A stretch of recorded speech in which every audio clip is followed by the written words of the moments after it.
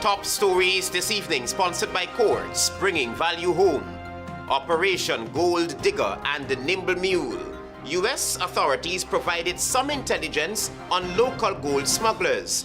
Low rips into government as contractor revealed US $100 million spent to stabilize works at the GOV'T Energy project. Agriculture Month activities continue with Fisheries Symposium. GTU concerned about teachers' safety at New Campbelleville Secondary School. And in sport, SHAMAR Joseph set to travel to England for specialist treatment. HGP Nightly News begins now.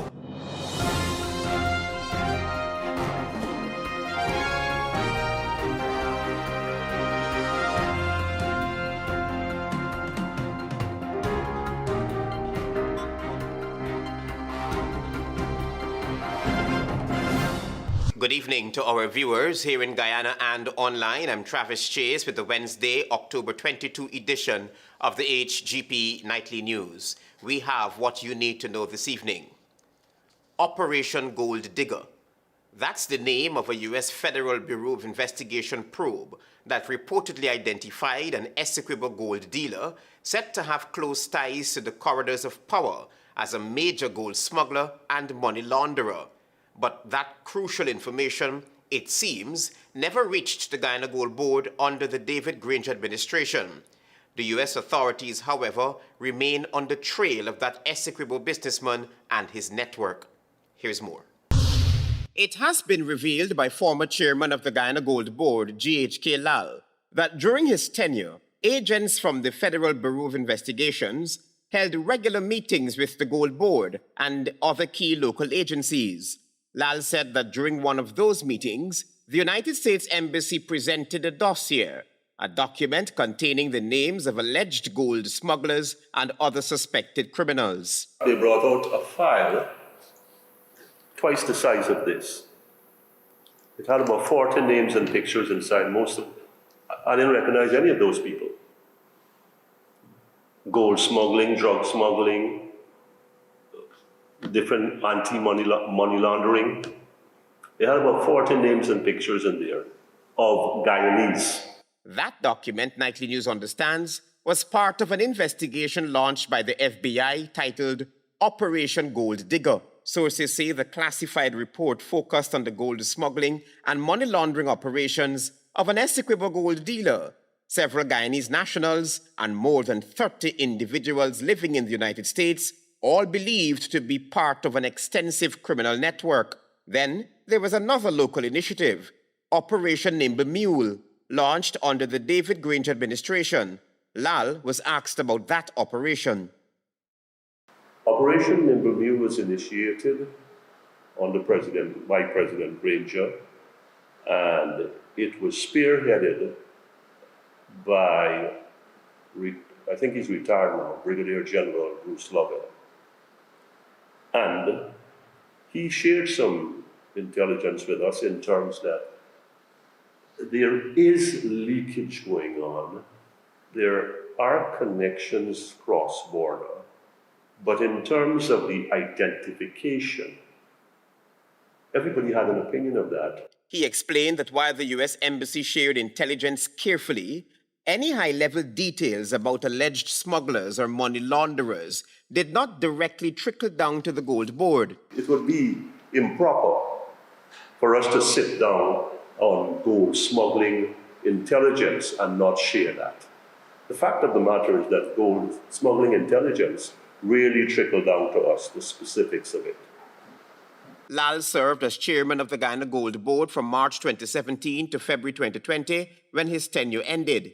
He has since responded sharply to Vice President Barjack Dio's instruction for the police to investigate all persons who may have colluded with the Mohammed's family in the alleged gold smuggling racket. Lal says he welcomes the investigation, but insists that the FBI must be involved if the government is serious about uncovering the full truth. Travis Chase, HGP Nightly News. The GOV'T Energy project, which is being touted as a game-changer by the Irfan Ali-led administration, has come in for more flaking, this time from a local economist. Marvin Cato reports. The failure to properly assess the soil at the whale site is especially egregious by the government, not just because it has cost 100 million US to remedy the soil, but because this site was specifically identified for further industrial development. That was economist Elson Lowe, who commented on the recent revelation that the gas energy project currently being constructed at Wales faced a 100 million US burden since the contracting company had to finance stabilization works at the site. It is important to note that the previous government had conducted a feasibility study at another site for the project.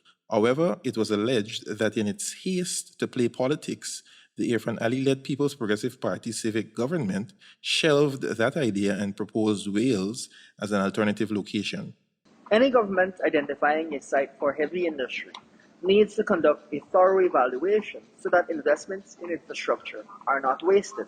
However, Lowe believes that with the recent revelation that the Pagas land is unstable to accommodate the weight of the turbines to be used to power the gas-to-energy project, and is pleading with the government to abandon the idea of any extended works at the site, since the land clearly cannot facilitate such mega projects unless it is reinforced by stabilization experts at an exorbitant cost to the taxpayers. Lowe again questioned government's motive behind its selection of that site. The government chose this site to attempt to reward its support base in Region 3. The 3P supporters in the region should note that the promised jobs and economic activity in the area is just a promise. He also reminded that the gas-to-energy project is marred by delays, court battles, and mediation. The recent revelation that the stabilization process delayed the project by 14 months now pushes the possible completion of the project to late 2026. A government that truly cares about the people of Region 3 would relocate the industrial park so that jobs are still created and repurpose the Wales estate lands to solar power. The government has several developmental plans for the area, including a fertilizer plant, a second installment of the GTE. However, it is suggested by Lowe that the government should conduct a feasibility study to repurpose the remaining land at the Wales site for solar power generation.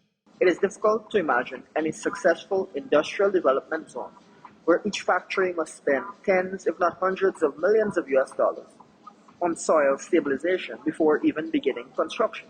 He further noted that any further construction could saddle taxpayers with even more unnecessary debts. Marvin Cato reporting for HGP Nightly News. Meanwhile, a lack of a feasibility study and the poor project management has resulted in consistent delays to the Wales gas-to-energy project. This is according to petroleum engineer and former director at the Environmental Protection Agency. Antonio Day will tell you more. According to chairman of Linsica, Nelson Drake, $100 million were spent to stabilize the unstable soil at the Wales gas-to-energy project, situated along the west bank of the Marara. At the recently concluded international business conference held at the Ghana Marriott Hotel, Drake said that this has resulted in a significant delay of the project. Usually, the civil work is done, and they're waiting to get equipment. Today, over 75% of this equipment is in Georgetown. The turbines, the Hersig, the BESS, all of it is in Georgetown. Drake explained that he understands that everyone is expecting startup and citizens eagerly anticipating a reduction in their electricity bill. The process has to be understood. He highlighted that the project is at 68.3% completion, with 89% of the engineering done, 90.46% of the procurement done, but the construction completion is at only 23%. The Linsica director lamented the hurdle which has to be surmounted in order for the project to be completed in a timely manner. The land over on that side of the river has a very rare mix of sands. Drake said that there was liquefaction at the site, which meant it was not fit for construction. The equipment that we're putting on the site is basically a gas process facility, which could easily become a bomb at any time if it's not done properly. And also, the Siemens turbine and the power island has to be perfectly aligned. There's no tolerance here for that land to move.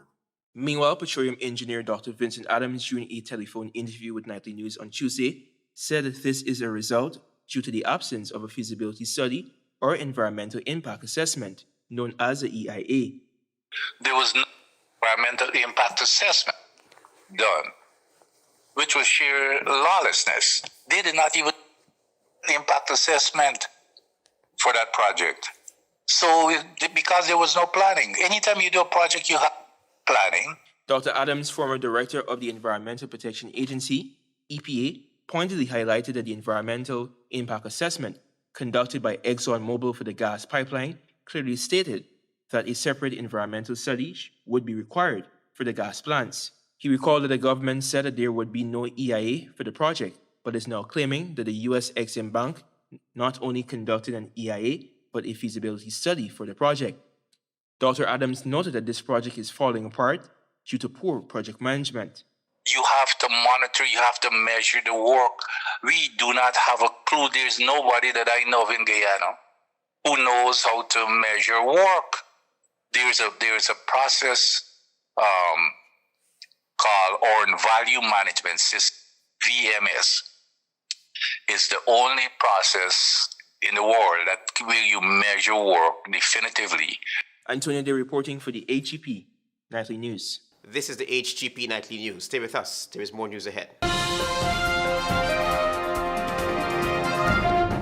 Thanks for staying with us here in the HGP Nightly News. Day 33 of the election fraud trial continued on Wednesday before Acting Chief Magistrate Faith Magusti at the Georgetown Magistrates Court, where a video interview of former Chief Election Officer Keith Lowenfield was played. Tiana Cole will tell you more. The video interview with former Chief Election Officer Keith Lowenfield was played in court on Wednesday as the high-profile election fraud trial continued before Acting Chief Magistrate Faith Magusti.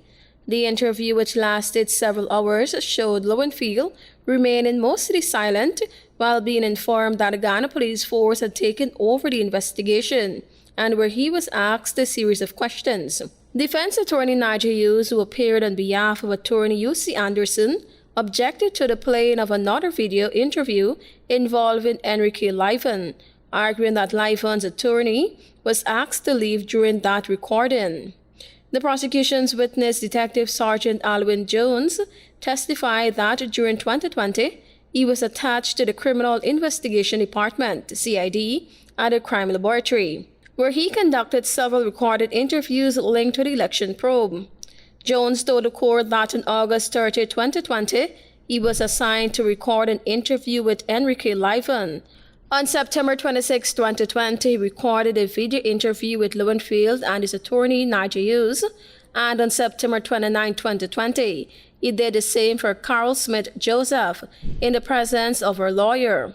The matter is set to continue on Thursday. The charges stem from the disputed March 2020 general and regional elections, with several former officials of the Ghana Elections Commission, GCOM, and others accused of conspiring to rig the results. The defendants collectively face multiple conspiracy charges, and the prosecution has indicated plans to call approximately 73 witnesses before the trial concludes. Tiana Cole reporting for the HGP Nightly News. The Fisheries Department of the Ministry of Agriculture and the University of Guyana's Faculty of Natural Sciences and Faculty of Agriculture and Forestry held a Fisheries Research Symposium in celebration of Agriculture Month. Marvin Cato will tell you more. For example, let's take a very simple example in Nari. We will commission very shortly what is called a tissue culture lab. That in itself will push cash crop to a different level. That was Junior Minister of Agriculture Vikash Ramkisoon as he delivered the keynote presentation on behalf of the Minister of Agriculture. He said government is using modern technology as well as improving on facilities to bring about the needed change in the agricultural sector. The science of fisheries encompasses a wide range of activities, from assessing fish stocks and developing sustainable fishing practices to exploring aquaculture methods that can alleviate pressure on wild fisheries. Fisheries scientists employ various techniques for population estimation and ecological risk assessment, ensuring that the management of aquatic resources balances biological sustainability with economic and social considerations, posited. Or if you look at all the things that we are doing, currently we are working to have this food hub that will make Guyana the regional hub for food security.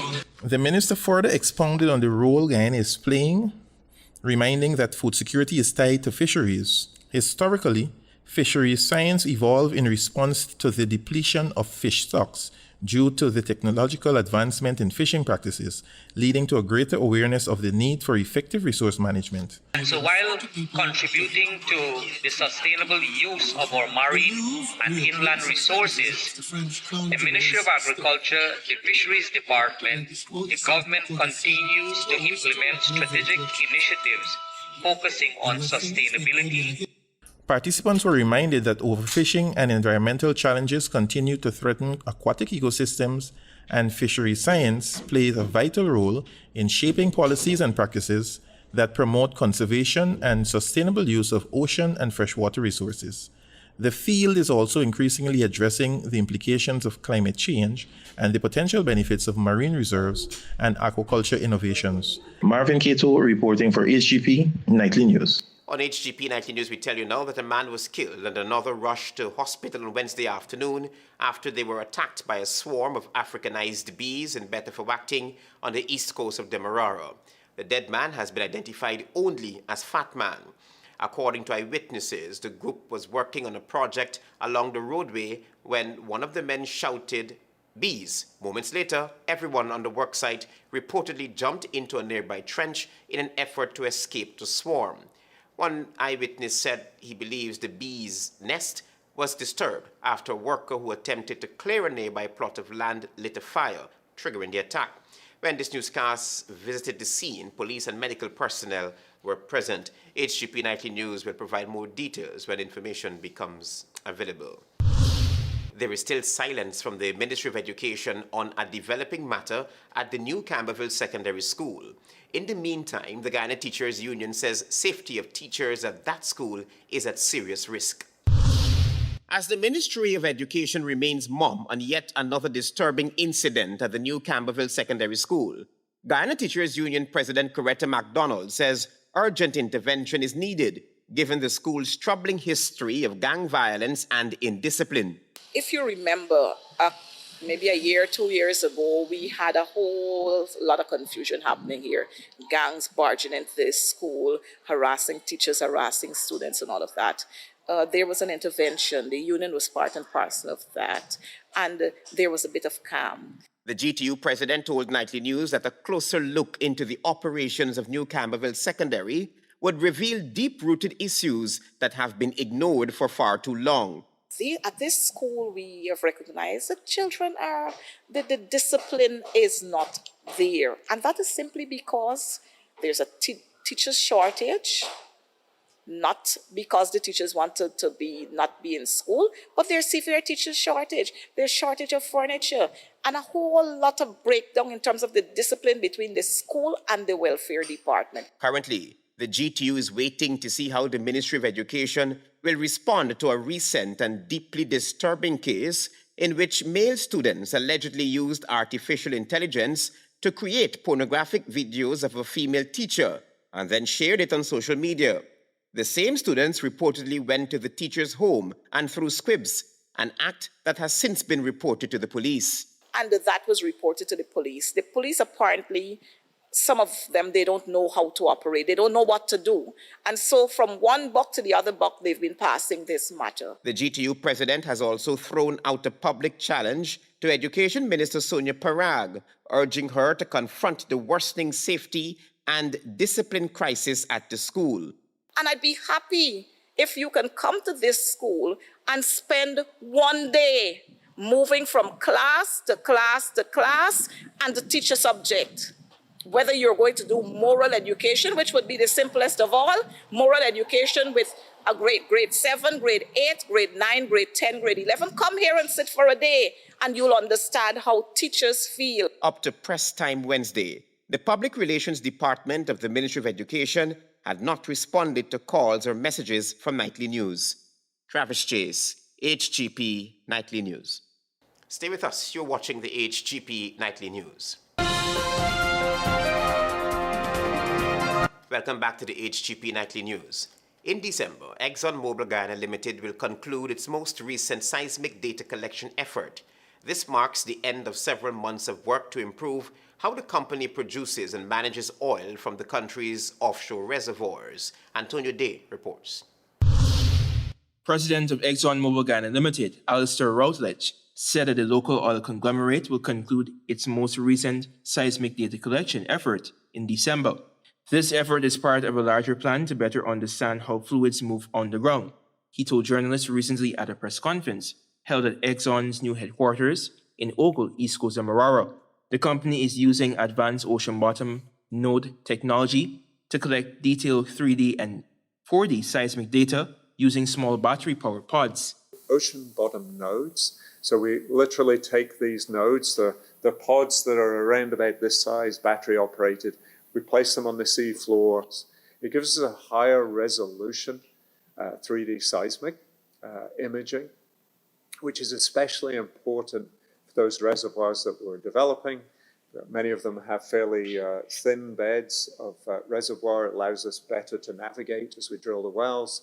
He compares this process to getting an MRI in a hospital. What that is all about is enabling us to look at the fluid movements in the reservoirs over time, being able to see, and it's a remarkable technology. It's like, think of an MRI. He noted that this clear view helps engineers decide how much oil to extract from each well and when to switch to gas or water injection.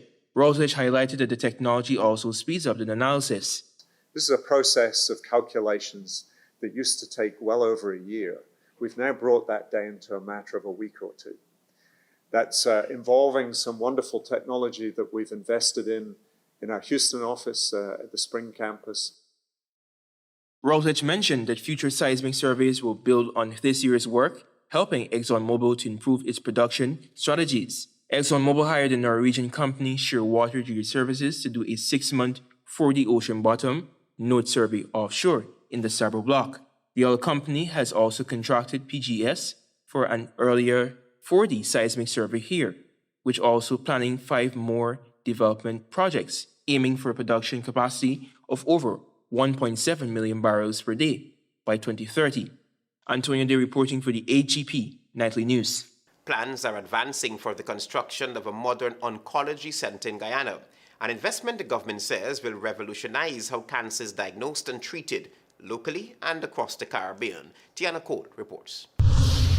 The Health Minister, Dr. Frank Anthony, said the new oncology center will provide comprehensive cancer care from early diagnosis and chemotherapy to advanced treatment options. He noted that the project is part of government's broader vision to strengthen Guyana's healthcare system and make cancer treatment more accessible. The announcement came as the Georgetown Public Hospital Corporation, GPHC, Oncology Department hosted a Look Good Feel Better event on Wednesday in observance of Breast Cancer Awareness Month. Dr. Anthony said while raising awareness remains critical, bridging the gap between awareness and access to care is just as important. We just can't talk about early diagnosis would make a difference. We have to ensure that we are doing earlier diagnosis. We have to ensure that we are practicing that. And we have to ensure that people understand that, because if they understand that, then they'll come earlier. He revealed that government is already working with international partners on a detailed plan for the oncology center. It would include chemotherapy, all the necessary things for the different types of cancer. To do the diagnosis, we'll have all the facilities to be able to do the diagnosis. And then for the treatment, we'll have some of the best equipment for the treatment. Dr. Anthony emphasized that once the facility is completed, it will transform cancer care in Guyana and serve as a regional hub for treatment. What we want when we build this center is that we see this center operating not just as a center for Guyana, but we see this offering treatment for many persons in the Caribbean. Chief Executive Officer of GPHC, Dr. Robbie Rambarine, acknowledged that one of the immediate challenges facing oncology department is the limited waiting area for patients. However, he assured that work is being done to improve conditions. Our demands for the care has exceeds our capacity, and that's why we had to put an alternative waiting area outside. But there is a plan to build right at the side of the building there a waiting area that is with the facilities, air conditioning, and so that when you come here, you could be a bit more comfort. He added that the hospital is investing heavily to continue improving oncology care. We're buying more expensive medications. We spend hundreds of millions of dollars in medicines for oncology care. Breast cancer remains the most common cancer among women in Guyana, followed by cervical cancer, while prostate cancer continues to be the leading form among men. Tiana Co reporting for the HGP Nightly News. Stay tuned for your regional news.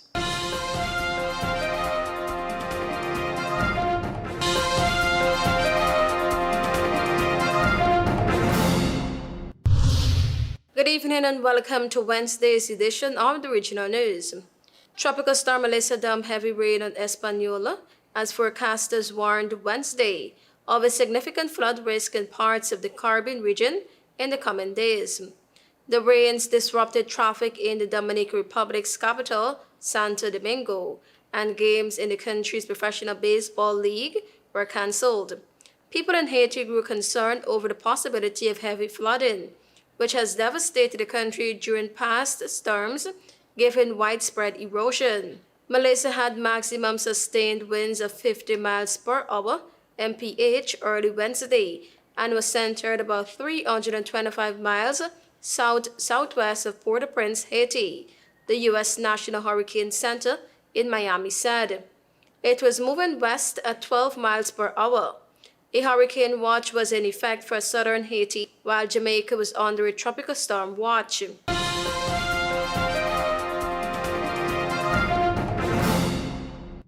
Prime Minister Kamala Persad-Bissessar says if CARICOM wants to work with this country, then Caribbean community nations should work together to address the growing number of Venezuelan migrants in the region and to press Caracas to take back its citizens currently detained in Trinidad and Tobago. Our comments come amid diplomatic friction not only with Caracas, but also within CARICOM, following criticism of TT's position on regional security and migration. On Sunday, Persad-Bissessar dismissed concerns that the country could lose regional backing for its bid to sit on the United Nations Security Council, saying she was unmoved by the possibility of the Caribbean community states withdrawing their support. The report quoted regional sources as saying some CARICOM leaders were unhappy with TT's stance, which diverged from regional consensus, reaffirming the Caribbean as a zone of peace. Last month, Persad-Bissessar accused the Venezuelan government of stalling the repatriation of about 200 Venezuelan nationals detained for criminal activity in Trinidad and Tobago. She said cooperation from Caracas on repatriation, drugs, armed, and human trafficking would be a good place to start in improving relations.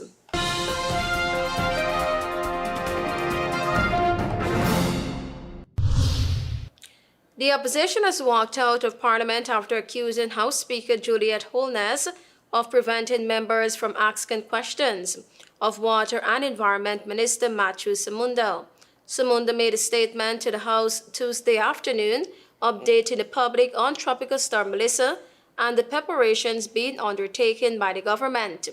Opposition MP for St. Mary's Southeastern Christopher Brown sought to ask Samunda about previous landslides and outstanding payments to contractors, but faced pushback from Holness and some government MPs.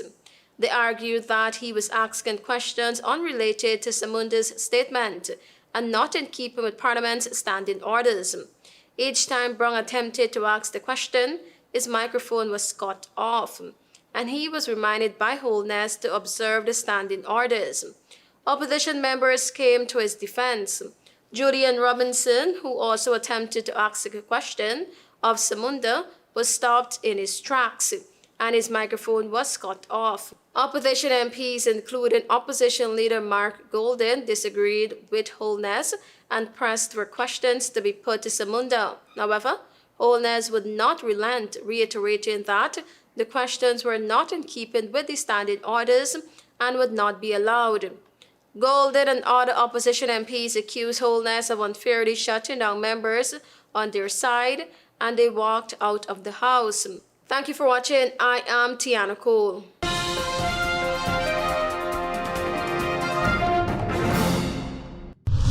Delwyn Neblet is up next with HGP's Sports Pulse.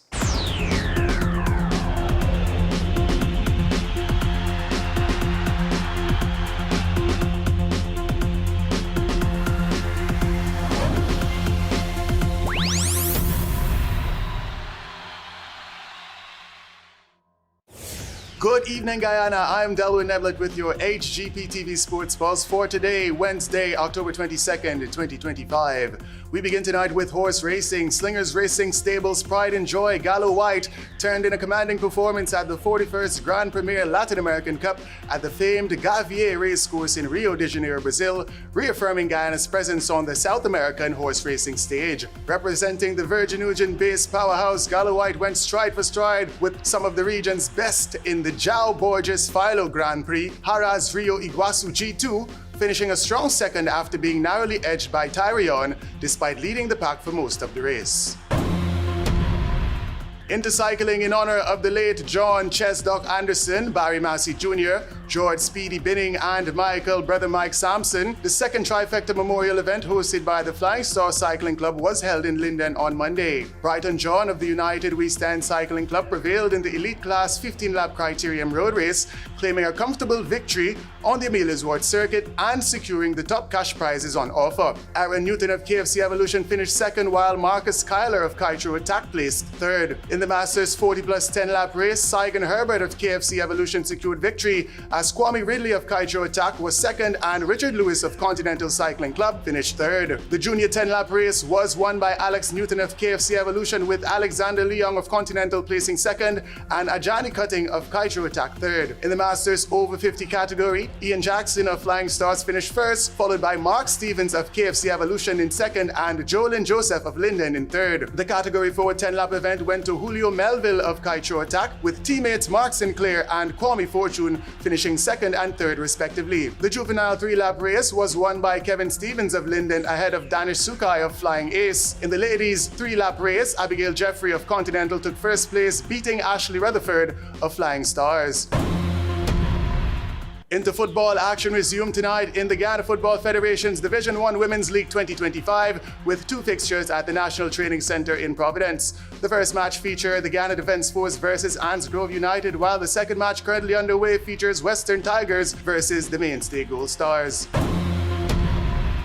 Moving into cricket, the latest action in the NBS Second Division 40 Overs tournament produced a thrilling victory for MYO over GDF at the DCC ground in Queenstown. Batting first, MYO posted a good total of 300 as Damian Cecil top scored with a confident 61 and Ricky Dibidial scored an even 50 before being forced to retire. Rashad Ghafoor and Shamal Angel each picked up 2 wickets for the Ghana Defence Force. In response, GDF were bowled out for 292 with 3 deliveries remaining. Despite a brilliant century from Shamal Angel, who scored 140 from 86 and 48 from 35 from the captain Michael Dionrine, MYO would secure the 8-run victory on the back of some good bowling from Gaurav Ramesh, who took 3 for 51, as Kelvin Umrao and Damian Cecil each picked up 2 wickets in MYO's well-deserved victory.